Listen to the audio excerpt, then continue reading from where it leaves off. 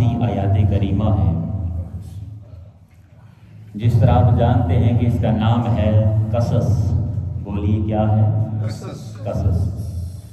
قصص یاد رکھیں جمع کا صیغہ ہے اور اس کی جو واحد ہے وہ ہے قصہ۔ قصے کو اگر جمع بنانا چاہیں تو ہم کہیں گے قصص۔ قصہ کا معنی ہوتا ہے واقعہ، اور اگر لفظ قصص استعمال کیا جائے تو اس کا معنی ہوتا ہے واقعات، یعنی زیادہ تعداد میں جو ہوتے ہیں۔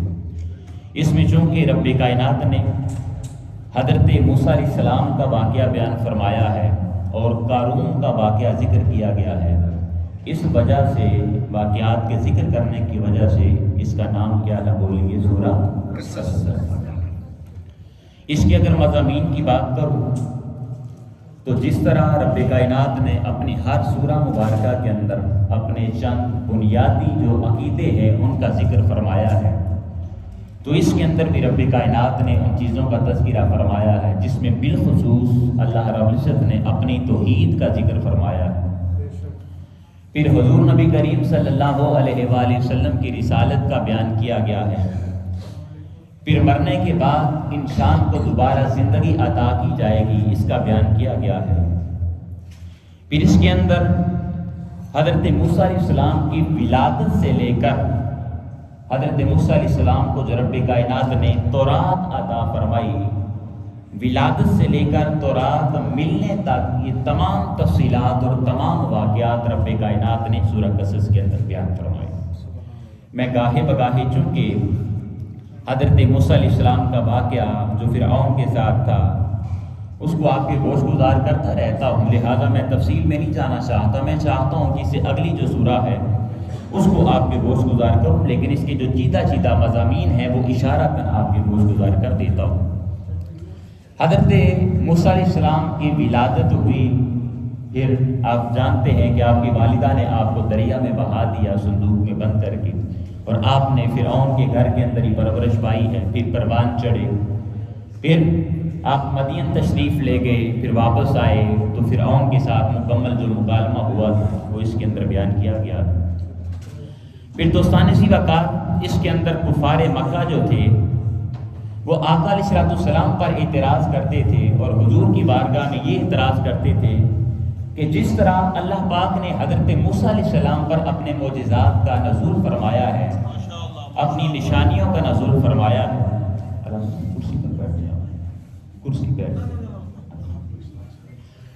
حاضرین محترم، تو وہ یہ اعتراض کرتے کہ یا رسول اللہ جس طرح حضرت موسیٰ علیہ السلام پر رب نے اپنے معجزات کو نازل فرمایا ہے اسی طرح آپ بھی معجزات لے کر آئیں۔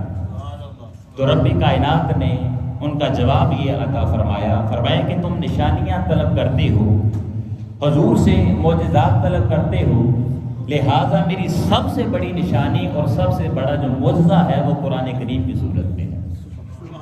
اگر تم ایمان قبول کرنا چاہتے ہو، میری توحید کو ماننا چاہتے ہو اور آقا علیہ السلام کی نبوت کو ماننا چاہتے ہو تو میری سب سے بڑی نشانی وہ تمہارے درمیان قرآن کی شکل میں موجود ہے، اس پر ایمان لے آؤ۔ پھر دوستان سی وقار اگلا مضمون رب کائنات نے یہ ارشاد فرمایا ہے کہ تورات اور انجیل پر جو لوگ ایمان لاتے تھے ان کے بارے میں جزا کا ذکر کیا گیا ہے، اور جو لوگ قرآن کریم کو مانتے ہیں، قرآن پر ایمان لاتے ہیں، ان کی جزا کو رب کائنات نے بیان فرمایا ہے۔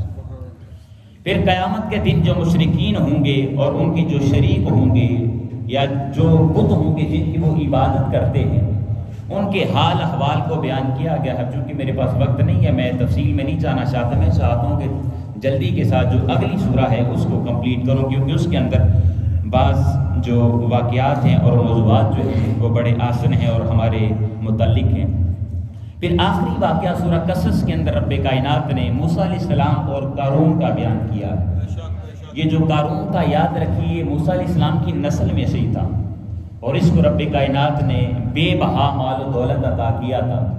اب لیکن جو ہمارے متعلق ایک بات ہے وہ عرض کر دیتا ہوں، تو لوگوں نے اس قارون کو کہا کہ رب نے تجھے مال و دولت عطا کیا ہے لہٰذا رب کی بارگاہ میں خرچ کرو، لوگوں کے کام آؤ، یتیموں کی مدد کرو، بیواؤں کی مدد کرو۔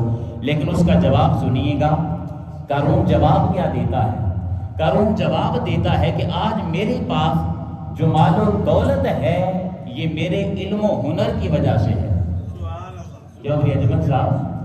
جواب کیا دیا کہ یہ جو میرے پاس مال و دولت ہے یہ کس وجہ سے ہے؟ بولیے، میرے علم و ہنر کی وجہ سے ہے۔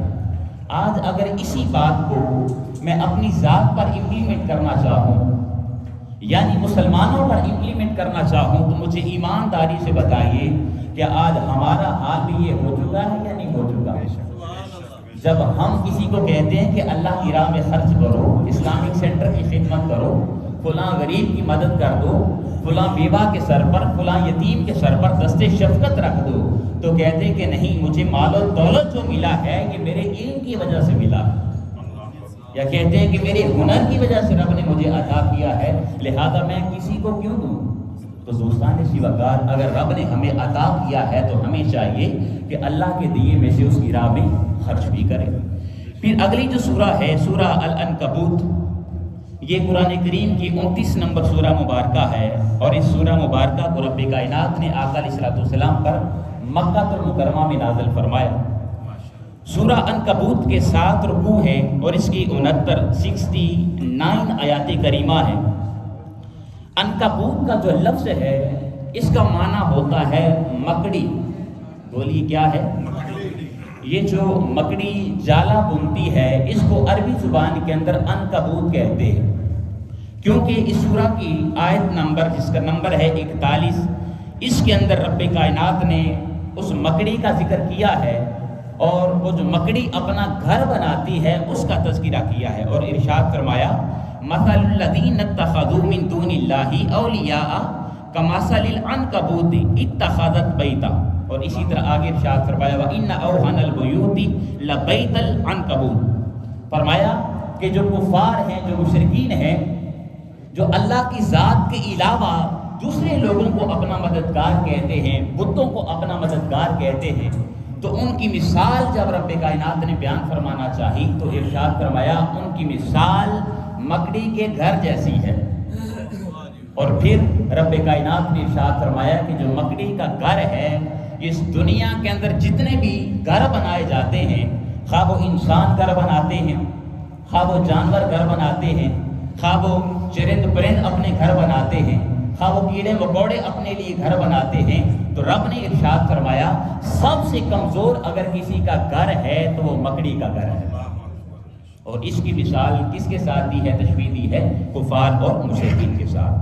پھر حاضرین محترم، اس کے اندر رب کائنات نے جو مضامین بیان فرمائے ہیں اس میں بھی سب سے پہلے اپنی توحید کا ذکر فرمایا، پھر اب آقا علیہ السلام کی رسالت کا ذکر فرمایا، پھر مرنے کے بعد انسان کو دوبارہ زندگی عطا کی جائے گی، اس کا ذکر کیا گیا ہے۔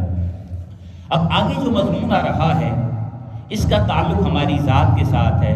اللہ پاک نے اس سورہ کی ابتدا میں ارشاد فرمایا کہ جو میرے بندے ہیں، جو نیک ہیں، جو نماز پڑھتے ہیں، روزہ رکھتے ہیں، جو میری ذات کے ساتھ تعلق رکھنے والے ہیں، یعنی جو مسلمان ہیں، ان پر مصیبتیں بھی زیادہ آتی ہیں، مشکلات بھی ان پر زیادہ آتی ہیں۔ اب کسی کے ذہن میں یہ خیال آئے حضرت صاحب کیا وجہ ہے؟ چاہیے تو یہ تھا کہ جو بندے کفار ہیں، مشرکین ہیں، خدا کی ذات کو نہیں مانتے، ان پر زیادہ مشکلات آنی چاہیے، تکلیفیں آنی چاہیے، لیکن رب ارشاد فرما رہا ہے جو میرے ہیں، جو میری ذات کو ماننے والے ہیں، ان پر تکلیفیں زیادہ آتی ہیں، مصیبتیں زیادہ آتی ہیں۔ اگر سادہ سا اس کا جواب میں بتانا چاہوں تو آپ یوں سمجھ سکتے ہیں حاضرین محترم کہ جو کفار ہیں، مشرکین ہیں، ان کا تعلق فقط اس دنیا کے ساتھ ہے، لیکن ہم مسلمانوں کا تعلق اس دنیا کے ساتھ ساتھ بولیے کس کے ساتھ ہے؟ آخرت کے ساتھ۔ تو انسان کو جتنی تکلیفیں آتی ہیں، جتنا انسان کو مشکلات کے اندر ڈالا جاتا ہے، یاد رکھیے اتنا ہی اللہ پاک اپنے اس بندے کو جزا عطا فرماتا ہے۔ اور آقا علیہ السلام کی تو حدیث مبارکہ ہے، حضور نے ارشاد فرمایا کہ اگر کسی بندے مومن کو فقط کانٹا چبھ جائے تو خالق کائنات اس کے گناہوں کو معاف فرما دیتا ہے۔ اب کانٹا چبھے تو کتنی تکلیف ہوتی ہے، بالکل معمولی سی، لیکن کانٹا چبھنے کے لیے اللہ پاک کیا کر رہا ہے؟ جزا دے رہا ہے۔ پھر دوستان سی وقار آگے ارشاد فرمایا کہ جو بندہ اپنے نفس کے ساتھ جہاد کرتا ہے، اپنی ذات کو قابو میں کر لیتا ہے، اور پھر آگے ارشاد فرمایا اور ایمان قبول کر کے نیک اعمال بجا لاتا ہے، اس کے بارے میں رب کائنات نے ارشاد فرمایا والذین آمنوا وعملوا الصالحات لنکفرن عنہم سیئاتہم۔ ارشاد فرمایا کہ اگر کوئی بندہ ایمان قبول کر لے اور اس کے بعد اعمال صالحہ بجا لائے تو رب نے ارشاد فرمایا خالق کائنات اس انسان کے گناہوں کو مٹا دیتا ہے۔ لَنُكَفِّرَنَّ عَنْهُمْ سَيِّئَاتِهِمْ، اس کے گناہوں کو مٹا دیا جاتا ہے۔ اور پھر آگے ارشاد فرمایا وَلَنَجْزِيَنَّهُمْ أَحْسَنَ الَّذِي كَانُوا يَعْمَلُونَ، اور وہ بندہ جو دنیا کے اندر اعمال بجا لاتا رہا، آخرت کے اندر خالق کائنات اس سے بڑھ کر اس کو جزائے خیر عطا فرمائے گا۔ پھر اگلا مضمون رب کائنات نے والدین کے متعلق ارشاد فرمایا ہے۔ اب میرے سامنے وہ لوگ تشریف فرما ہے جن کے والدین زندہ ہیں، والد زندہ ہے یا والدہ زندہ ہے، ان کے لیے چند جملے عرض کر دیتا ہوں۔ اللہ پاک نے ارشاد فرمایا کہ والدین کے ساتھ ہمیشہ احسان والا تعلق رکھنا۔ یہ تو ویسے موضوع ایسا ہے کہ تفصیل طلب ہے، لیکن میں چونکہ جملہ عرض کر دیتا ہوں قرآن کی روشنی میں۔ رب نے ارشاد فرمایا وَوَصَّيْنَا الْإِنسَانَ بِوَالِدَيْهِ حُسْنًا وَإِنْ جَاهَدَاكَ لِتُشْرِكَ بِي مَا لَيْسَ لَكَ بِهِ عِلْمٌ فَلَا تُطِعْهُمَا۔ فرمایا کہ اگر تمہارے والدین وہ مشرک ہیں اور وہ تمہیں ایسی بات کا حکم دیتے ہیں جس کے اندر خدا کی ذات کے ساتھ شرک آتا ہے تو پھر اپنے والدین کی بات کو نہ مانو۔ لیکن میں اس کے ساتھ ریلیٹ کرتے ہوئے میں مفتیان کرام کا ایک قول آپ کے گوش گزار کر کے آگے بڑھتا ہوں۔ مفتیان کرام لکھتے ہیں کہ اگر والدین مشرک بھی ہوں، یعنی ان کا تعلق آپ کے دین کے ساتھ نہیں ہے، وہ کلمہ پڑھنے والے نہیں ہیں، خدا کی ذات کو نہیں مانتے، آپ کے نبی کو تسلیم نہیں کرتے، لیکن پھر بھی اس کی اولاد پر واجب ہے کہ اپنے والدین کے ساتھ حسن سلوک کریں۔ اگر والدین مسلمان ہوں پھر تو دوستانے سی وقار 100% انسان کو ان کی خدمت کرنے کی ضرورت ہے، لیکن رب یہاں تک ارشاد فرما رہا ہے کہ اگر ان کا تعلق آپ کے دین کے ساتھ ہی نہیں ہے، وہ کلمہ ہی نہیں پڑھتے، لیکن پھر بھی اولاد پر واجب ہے کہ ان کے ساتھ احسان والا تعلق ہونا ہے۔ حاضرین سی وقار آگے اللہ پاک نے ارشاد فرمایا جو انبیاء کرام ہوتے ہیں ان کی آزمائش مسلمانوں سے بھی زیادہ ہوتی ہے۔ اب پہلے میں نے کیا آپ کے گوش گزار کیا جو مسلمان ہیں ان کی آزمائش کفار سے زیادہ ہوتی ہے، لیکن رب آگے ارشاد فرماتا ہے کہ جو انبیاء کرام ہیں، جو رسول ہیں، جس کو رب کائنات نے نبی بنایا ہے، ان کی آزمائش مسلمانوں سے زیادہ ہوتی ہے، جن کو رب چن لیتا ہے نبوت کے لیے۔ اب انبیاء کرام کی زندگیوں کا مطالعہ کیجئے، ہسٹری اٹھا کر دیکھ لیجئے کہ انبیاء کرام نے کیا کیا تکالیف برداشت نہیں کی، کون کون سی مصیبت انہوں نے برداشت نہیں کی۔ میں مثال کے طور پر حضرت ابراہیم علیہ السلام کی مثال دے دیتا ہوں۔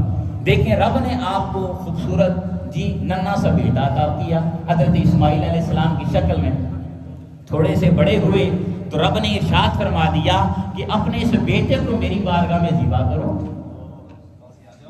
لیکن یاد رکھیے جو اللہ والے ہوتے ہیں، خدا کے نبی ہوں، خدا کے رسول ہوں، خدا سے تعلق رکھنے والے اس کے اولیاء ہوں، رب ان کو مصیبتوں میں مبتلا بھی کرتا ہے، لیکن اللہ پاک ان کو مصیبتوں پر صبر کرنے کی بھی توفیق عطا فرماتا ہے اور پھر ان کو جزائے خیر بھی عطا کرتا ہے۔ اب اللہ پاک نے ارشاد فرمایا اپنے بیٹے کو میری بارگاہ میں ذبح کرو، بیٹے کو لٹا دیا، گلے پر چھری بھی چلا رہے ہیں، لیکن خالق کائنات نے پھر کیسی حفاظت فرمائی، چھری نہیں چل رہی اور ان کی جگہ پر دمبا ذبح ہو گیا۔ اسی طرح پھر بیٹے تھوڑے اور جب جوان ہوئے تو بیوی کو لیا، بیٹے کو لیا، جنگل بیابان میں جا کر چھوڑ آئے۔ لیکن یاد رکھی میں نے پھر عرض کر رہا ہوں کہ جب رب تکلیف کے اندر مبتلا کرتا ہے تو خالق کائنات پھر اس کی جزا بھی عطا فرماتا ہے۔ تھوڑا سا پانی ہے، تھوڑی سی کھجوریں ہیں، لیکن کیا ہے، اسماعیل علیہ السلام جب پیاس کی وجہ سے تڑپتے ہیں تو خالق کائنات پھر آب زمزم کا چشمہ بھی جاری فرماتا ہے۔ تکلیف بھی ہے لیکن رب اس کی جزا بھی عطا فرما رہا ہے۔ پھر آگے چلیے، ابراہیم علیہ السلام اللہ کے نبی ہیں، پھر اور جوان ہوئے، پھر اسی طرح جب نمرود کے ساتھ مکالمہ ہوتا ہے پھر آپ کو آگ میں ڈالا جاتا ہے۔ اب آگ میں کس نے ڈالا؟ بولیے ذرا، بھائی نمرود نے ڈالا نا، لیکن اللہ پاک جزا کیسے دے رہا ہے کہ ادھر وہ آگ کے اندر پھینکے جا رہے ہیں اور ادھر خالق کائنات آگ کو گل و گلزار بنا رہا ہے، اس کو ٹھنڈا کر رہا ہے، سلامتی والی کر رہا ہے۔ تو جتنی زیادہ تکالیف آتی ہیں دوستان زی وقار، پھر خالق کائنات اتنا ہی ان کو جزا بھی عطا فرماتا ہے۔ اسی طرح اس سورہ کے اندر بہت سارے اور بھی انبیاء کرام کے واقعات کا ذکر ہے، چونکہ ابھی وقت نہیں ہے کہ میں ان چیزوں کو بیان کر سکوں، لیکن اللہ رب العزت کی بارگاہ میں التجا ہے، باری تعالیٰ ہم نے جو بھی سنا سنایا اس پر